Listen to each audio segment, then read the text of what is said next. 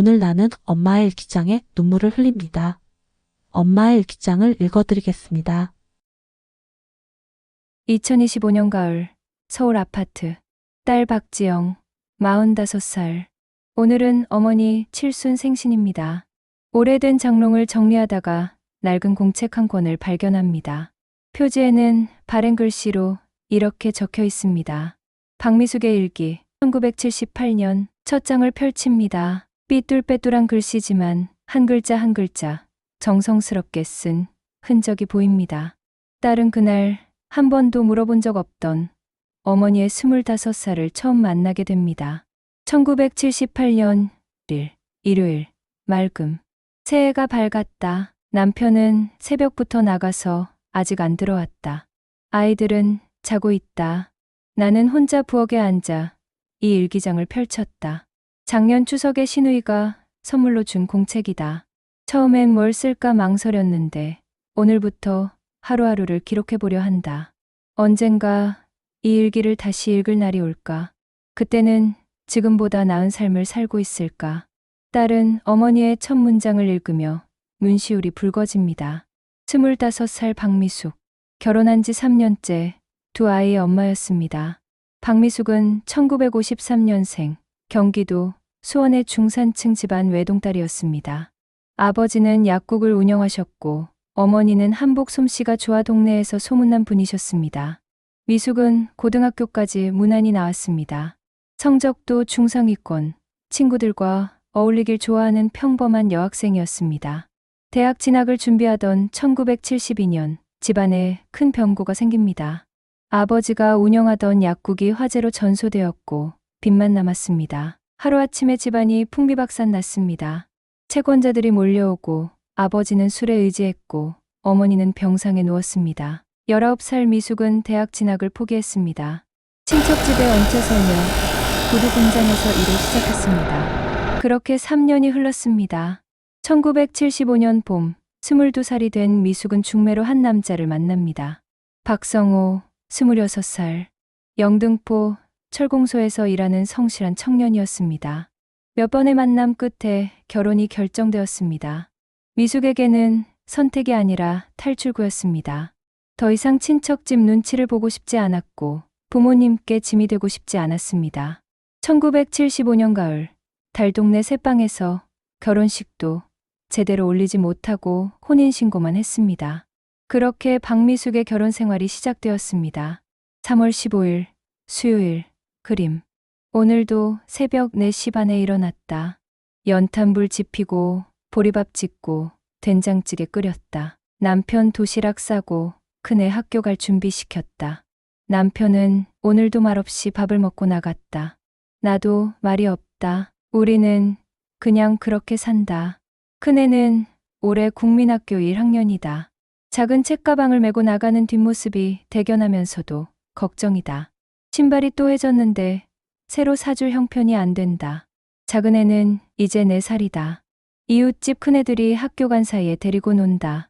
동네 아낙네들끼리 품앗이로 아이들을 돌본다. 모두 형편이 비슷하니까 서로 도우며 산다. 설거지를 하는데 손이 너무 시렵다. 찬물에 손이 갈라져서 피가 난다.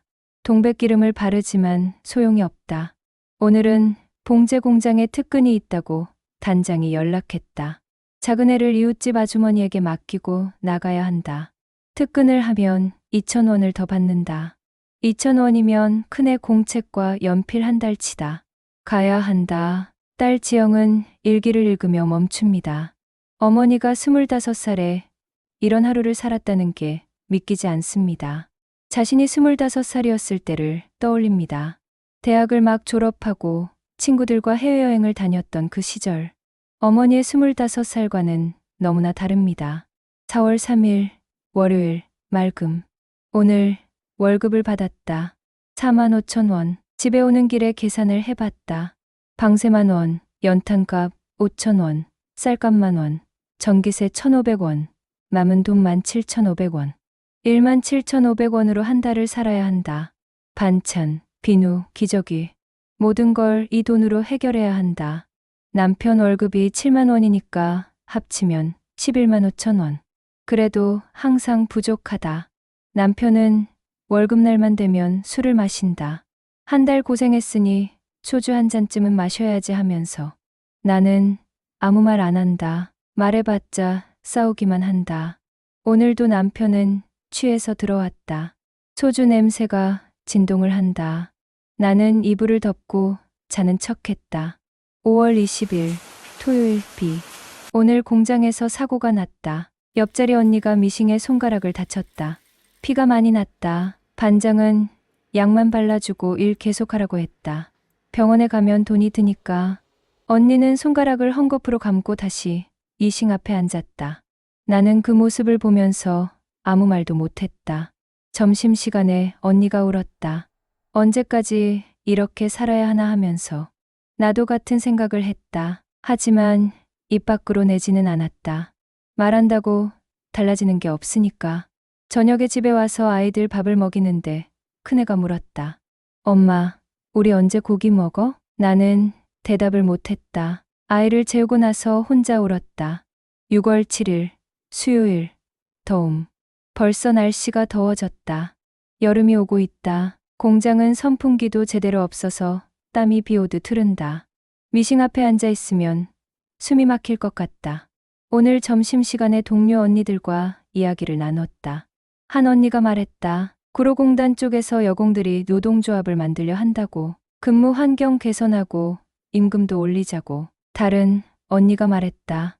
그런 거 했다가 잘리기 딱 좋다고. 우리 같은 사람들은 그냥 시키는 대로 일이나 해야 한다고. 나는 아무 말도 안 했다. 사실 나도 잘 모르겠다. 우리 상황이 나아질 수 있을까? 아니면 평생 이렇게 살아야 할까? 집에 돌아와서 남편한테 이 이야기를 했다. 남편이 말했다. 괜한 일에 휘말리지 말라고. 우리는 조용히 살아야 한다고. 그 말이 맞는 것 같기도 하고 답답한 것 같기도 하다. 6월 25일 일요일 맑음. 오늘은 6.25 기념일이라 휴일이다. 남편은 그래도 철공소에 나갔다. 휴일 특근은 돈을 2배로 준다. 나는 아이들을 데리고 빨래를 했다. 마당에 빨래줄을 메고 빨랫감을 널었다. 큰애가 물동이를 들고 와서 도와주겠다고 했다. 기특하기도 하고 마음이 아프기도 했다. 8살 아이가 이런 걸 도와야 하다니. 저녁에 남편이 돌아왔다. 손에 봉지를 들고 있었다.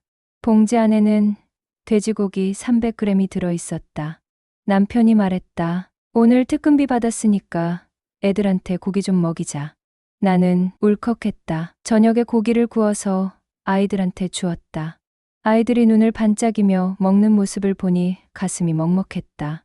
남편과 나는 그 모습을 지켜보며 밥만 먹었다.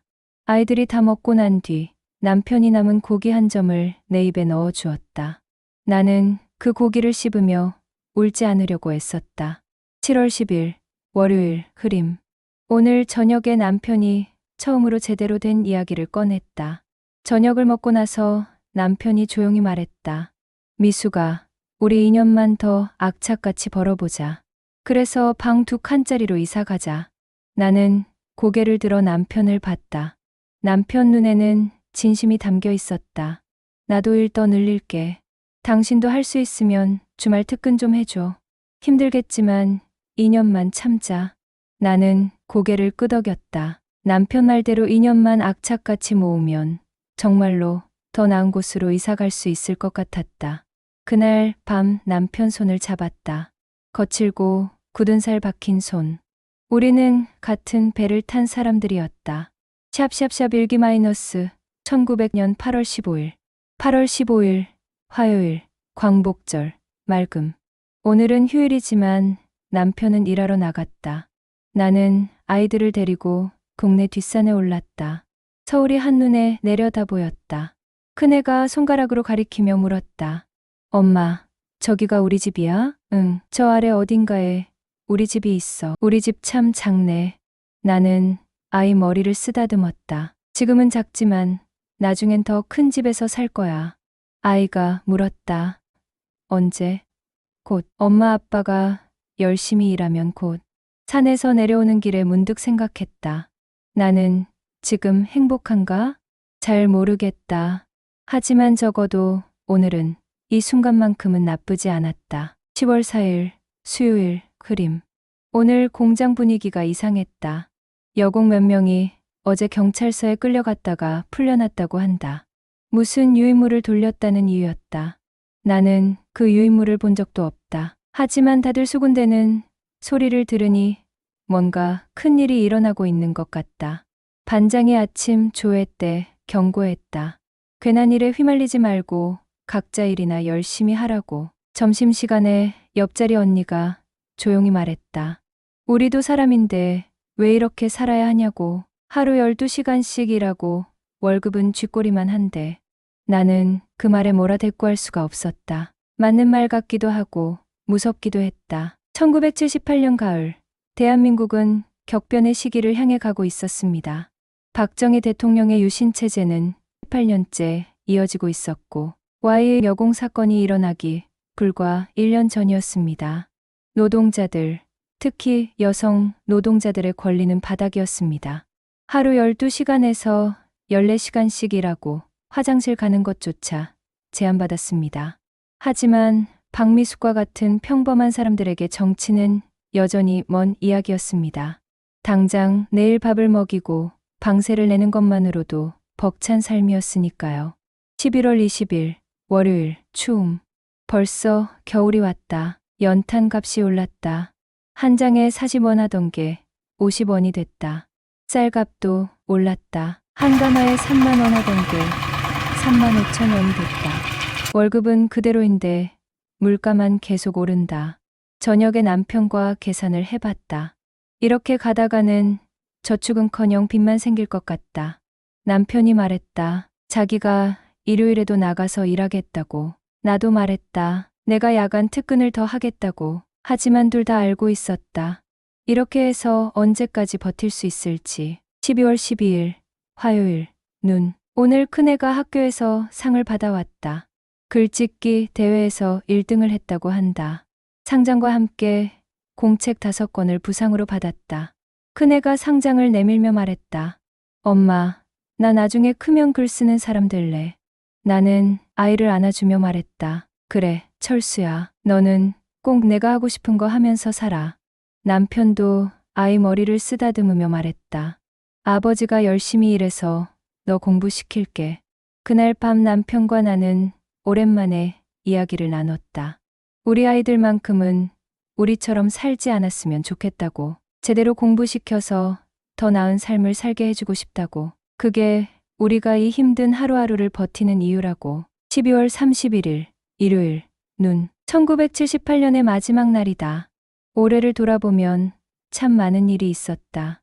힘들었지만 그래도 견뎌냈다. 남편과 나는 약속대로 악착같이 일했다. 통장에는 8만 원이 모였다. 생각보다 적다. 2년 안에 이사 가려면 적어도 50만 원은 있어야 하는데. 하지만 포기하지 않을 것이다. 내년에도 그 다음 해에도 계속 모을 것이다. 큰애는 이제 8살, 작은애는 5살이 되었다. 아이들이 건강하게 자라주는 게 가장 감사하다. 내년에는 어떤 일이 있을까? 잘 모르겠다. 하지만 한 가지는 확실하다. 나는 포기하지 않을 것이다. 내 아이들만큼은 나보다 더 나은 삶을 살게 할 것이다. 그게 내가 이 힘든 하루하루를 버티는 이유다. 1979년 새해에는 우리 가족 모두 건강하고 무탈하기를. 박미숙. 일기는 1978년으로 끝나 있었습니다. 하지만 딸 지영은 어머니의 그 이유를 알고 있습니다. 1979년 박정희 대통령이 서거했습니다. 나라는 혼란에 빠졌고 곧이어 전두환 정권이 들어섰습니다. 하지만 박미숙의 삶에는 큰 변화가 없었습니다. 여전히 새벽에 일어나 연탄불을 지폈고 공장에 나가 미싱을 돌렸고 저녁에는 아이들 밥을 먹였습니다. 1980년 통장에 20만 원이 모였습니다. 1981년 30만 원이 됐습니다. 1982년 마침내 50만 원을 넘었습니다.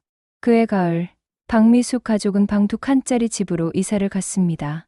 여전히 달동네였지만 아이들이 각자 잠잘 공간이 생겼습니다. 큰아들 철수는 국민학교를 졸업하고 중학교에 입학했습니다. 어머니는 밤마다 아이의 공부를 봐주었습니다. 고등학교밖에 나오지 못한 자신이지만 아이만큼은 대학을 보내고 싶었습니다. 1984년 큰아들이 고등학교에 입학했습니다. 그해 어머니는 31살이었습니다. 여전히 공장에서 일했지만 이제는 반장이 되어 있었습니다. 조금씩, 아주 조금씩 삶은 나아지고 있었습니다. 딸 박지영은 마지막 페이지를 덮습니다. 눈물이 멈추지 않습니다. 이제야 알았습니다. 어머니가 왜 항상 음식을 아끼셨는지, 왜 물건 하나를 사도 신중하게 고르셨는지, 왜 공부해라는 말을 입에 달고 사셨는지, 왜 손에 굳은 살이 그렇게 많으신지. 거실로 나가니 어머니가 소파에 앉아 계십니다. 엄마, 이거 엄마 일기장 맞아? 어머니는 딸의 손에 든 낡은 공책을 보더니 놀란 표정을 짓습니다. 어머, 그게 아직 있었구나. 어디서 찾았어? 장롱 정리하다가. 엄마, 왜 이런 이야기 한 번도 안 해주셨어요? 어머니는 잠시 침묵하다가 조용히 말합니다.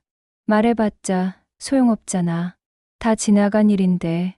아니에요. 저는 알아야 했어요. 엄마가 어떻게 살아오셨는지. 어머니는 딸의 손을 잡습니다. 거칠고 굳은 살 박힌 손. 그 손으로 평생 가족을 지켜오신 손입니다. 지영아, 엄마는 후회 안 해. 힘들었지만 너희들 키운 게 엄마 인생에서 제일 잘한 일이야. 딸은 어머니를 꼭 안습니다. 엄마, 고생 많으셨어요. 정말 고생 많으셨어요. 어머니는 딸의 등을 토닥입니다. 아니야, 괜찮아. 다 지나갔어. 창밖으로 2025년 가을 햇살이 비춥니다. 지영은 생각합니다. 어머니의 25살이 있었기에 지금 내 45살이 있다고. 어머니의 희생이 있었기에 지금 내가 누리는 이 모든 것이 가능했다고. 그날 밤 지영은 자신의 노트북을 엽니다. 그리고 타이핑을 시작합니다. 어머니의 일기장. 1978년 박미숙. 이 이야기를 세상에 알리고 싶습니다. 그 시절을 살아낸 모든 어머니들에게 감사를 전하고 싶습니다.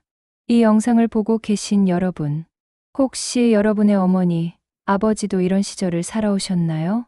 한 번도 물어보지 않았던 부모님의 젊은 시절. 오늘 한 번쯤 여쭤보는 건 어떨까요?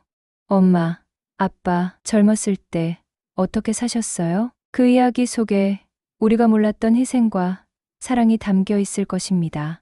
이 영상이 마음에 닿았다면 좋아요와 구독 부탁드립니다. 그리고 댓글로 여러분 부모님의 이야기도 들려주세요. 우리 모두 함께 기억하고 감사하는 시간이 되었으면 합니다. 시청해 주셔서 감사합니다.